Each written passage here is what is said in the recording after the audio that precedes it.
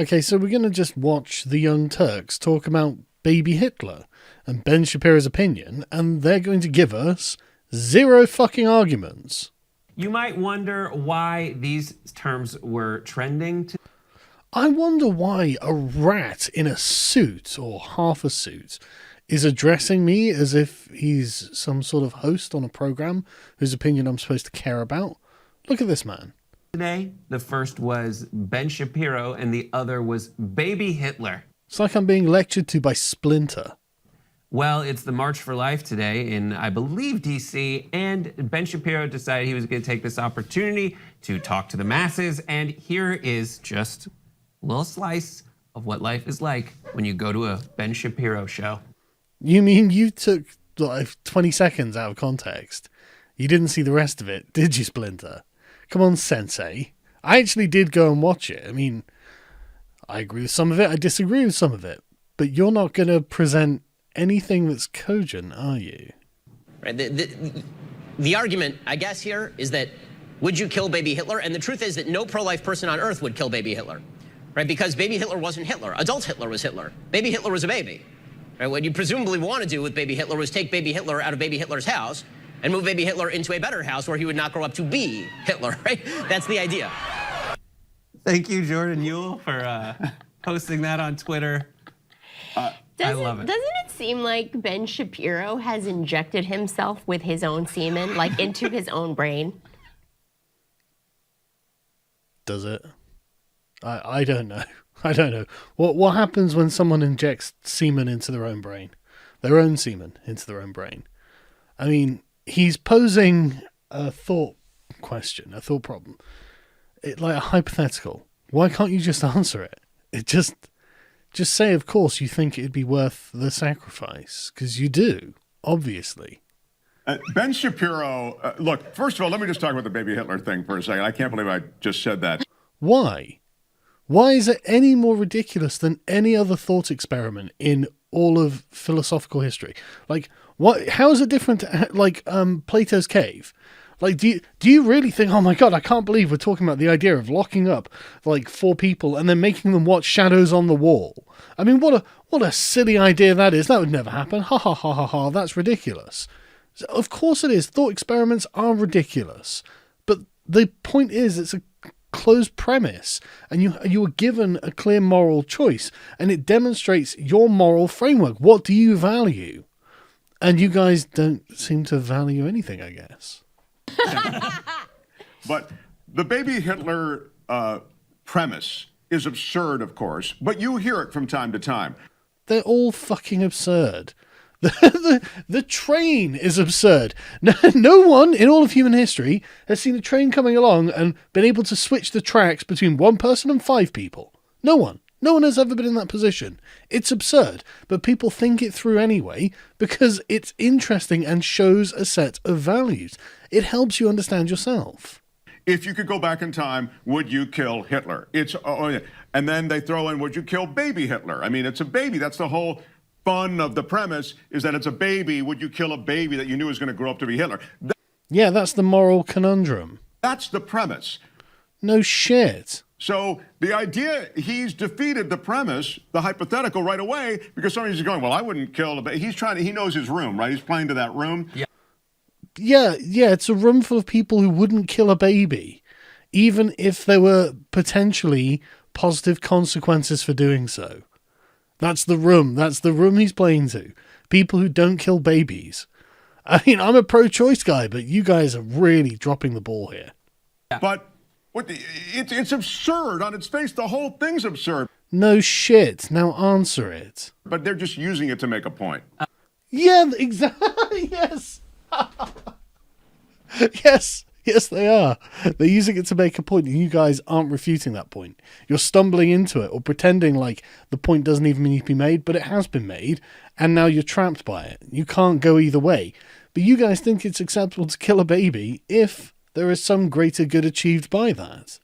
Ben Shapiro doesn't think that. He thinks that's a thing that is too far. There are no greater goods from killing babies. But that's the point, isn't it? He has responded. Oh, right. Shap Daddy responds. He says, in his tweet says, "In re baby Hitler." When you have to start a tweet out with, "In regards to baby Hitler." Well, you guys didn't understand it, did you? Come on, Ratman. Explain it to us. It's an uphill battle. He says, "Thanks to Jordan Ewell for cutting 21 seconds completely out of context. The argument was simple. Pro-choicers sometimes argue that abortion lowers crime rates. It is immoral to kill children because of what they might become in the future."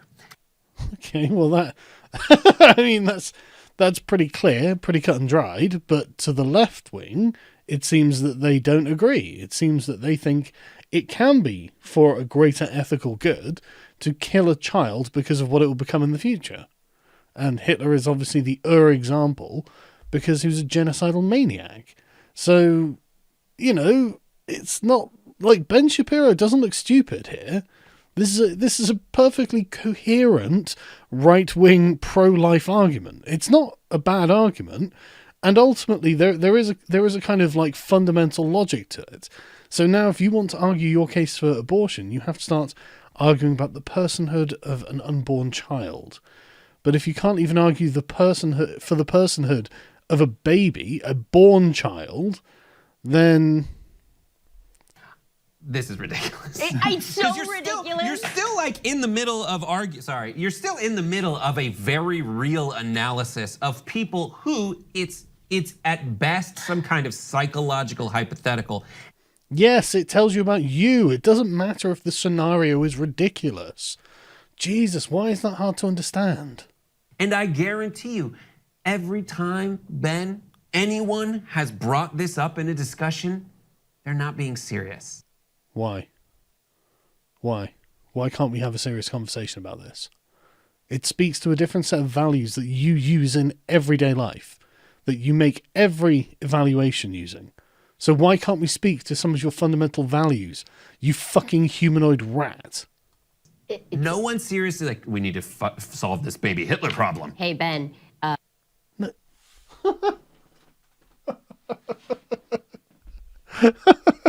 Jesus. No one is thinking that we need to solve the baby Hitler problem. You're right. We're wondering, do you have a soul? That's the question, okay? It's like if somebody asked you, who would win a fight, peanut butter or jelly? That's not funny in any way, shape, or form, and it's not even a fair analogy. What are you talking about? Yes, It's not real.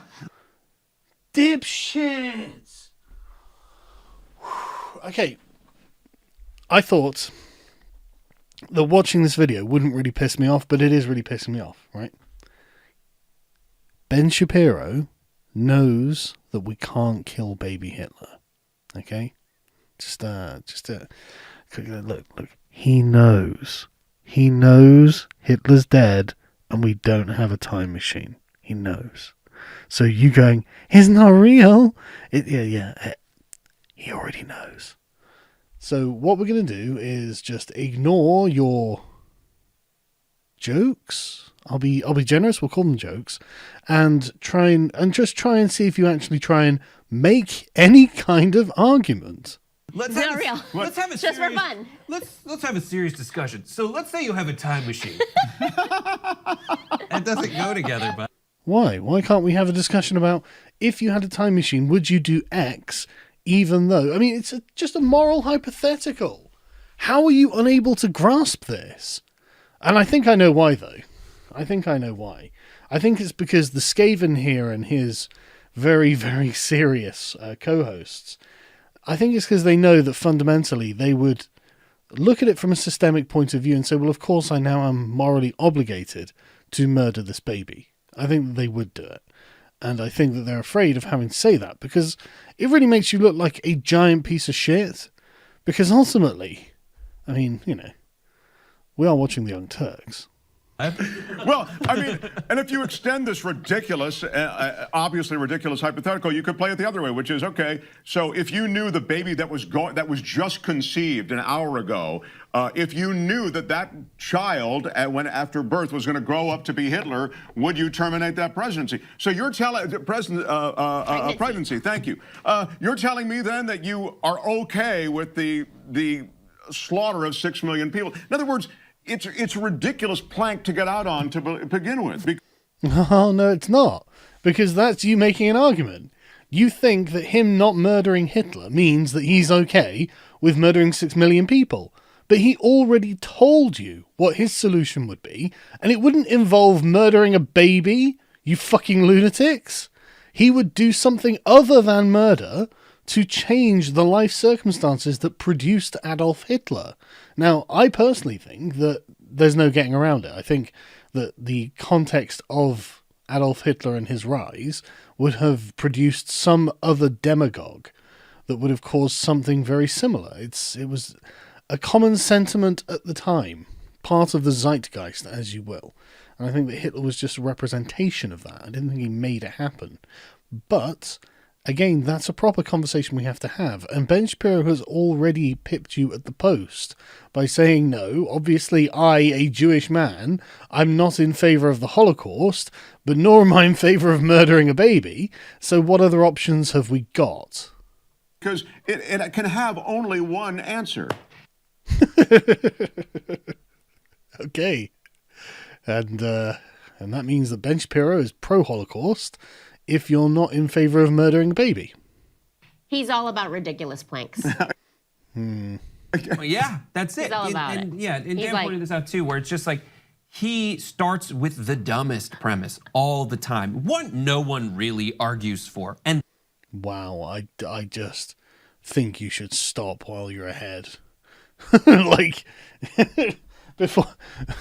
my dude, like, suggesting that it's Ben Shapiro misrepresenting people is pretty wild. I mean, you guys already... You showed Ben Shapiro making an argument, and then you ignored his argument, or the other guy did, to say that Ben Shapiro is in fact in favour of the Holocaust if he wouldn't murder baby Hitler. That's definitely a misrepresentation of his argument, right? And you showed this in your debunking video of Shapiro. So, you know, you can sit there and say he's the one misrepresenting, but I'm just saying, buddy, you do look like a rat. then, like, tries to dunk on you because he points out that that premise is ridiculous. It's like, No, it's because you look like a mong, an absolute moron, someone who is not thinking at all about what they're saying, and acting as if they are the ones who are the ones with the right answer. no, you did that. You did the whole ridiculous premise thing. So you're kind of dunking on yourself for No. bringing up a ridiculous premise and pointing out how your ridiculous premise is ridiculous. No, nobody's saying that his premise is ridiculous, right? That's obviously a given when you create some kind of thought experiment, right? It's usually something that is so unbelievably unlikely to happen that we have to make up a scenario in which it happens so we can have the conversation about what is the moral good in this particular scenario. Because one day something similar might happen and force us into a position where we have to make that choice. Now, obviously, I'm not saying it's time travel and baby Hitler, but who knows how this will manifest itself at some point. This is why we make up the stupid example, just so we can say, look, here's the example. It's a closed system. We can make we've got clearly defined choices that clearly lead to different outcomes. So let's make the decision now. How do we feel about it and why? And instead, you're not capable of having that conversation and you skip over it at best. Court. There have been some amazing responses. First of all, someone pointed out that he did just say, like, the fact that he said baby Hitler 8 times in 30 seconds. Wow. He had baby Hitler Tourette's Oh, God, the comedian speaks. in that little clip. He was like, baby Hitler, baby Well, Hitler, he's like baby Hitler, baby Hitler. he's So funny. absolutely operating at Ben Shapiro is like just operating at such a pace. It's tough to even hear what he's saying. It's he's like. Look, I don't want to sit here and be like the Ben Shapiro fan club or anything, but he is way better than these people give him credit for. And it's totally ridiculous that the young Turks think they can just undermine and dismiss Ben Shapiro. Like, he's not an idiot. You guys shouldn't treat him like he is an idiot. He is at least your peer, and you should engage with him as such and try and actually understand what he's saying. But the thing is, I think that if you do that, you're going to start finding your own moral foundations eroding away. So he'll put you on the horns of a dilemma that you're gonna have to make a bad choice about. Because ultimately, I do think there is something morally flawed with you people. Frankly, this guy, the rest of the panelists, I think they have a severe moral deformity here. The Formula One race of verbiage. It's like, whoa! I just, Yeah, okay. He talks faster than you can keep up with. Okay, you're not the best and brightest. It's called cocaine. Yeah, right. You're right. Ben Shapiro probably doesn't even masturbate. Fucking cocaine. Ben, I'm going to remain a virgin until I get married. Shapiro does cocaine, does he? Does he? Does he really? Not that you do cocaine. You're too fucking soft for that. But, like, no. It's not called cocaine. It's called you're not funny in any way, shape, or form. Try it, baby Hitler. Keep saying the joke. It makes it funnier. Someone said facts don't care about your feelings, baby Hitler. Good call not aborting baby Hitler. You know who else killed Hitler? That's right, Hitler. Because it was a suicide. Mia McKenzie said, if you could travel back in time, would you kill baby Hitler? Is such a weird question. Like, no, I would not kill a baby ever, but if I have a time machine, couldn't I just kill college-aged Hitler?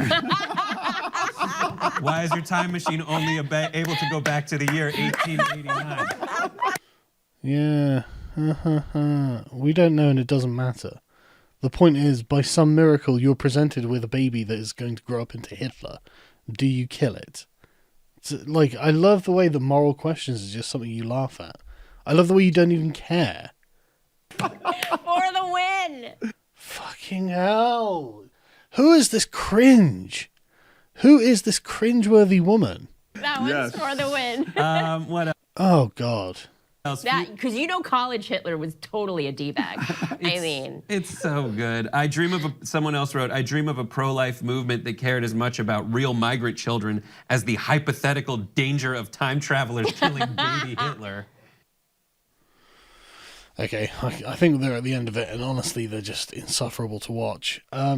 You guys don't care about migrants, obviously. You care about what you claim are migrants. You don't really care that a lot of these people will have been trafficked. You don't really care that they do actually need to be processed. You don't really care about the fact that ultimately you guys probably would kill a baby. Probably not manually because you're cowards, but you would definitely sanction it, I think, if you thought it was going to achieve some kind of utopian ideal. And you can't even talk about it without becoming childlike in this way, because you would be forced to have to face your own moral failings and actually be honest with yourself as to what exactly it is that's currently wrong with the left. And there is something really wrong with the left. And I think that this whole baby Hitler thing is getting closer to it than you're comfortable to admit.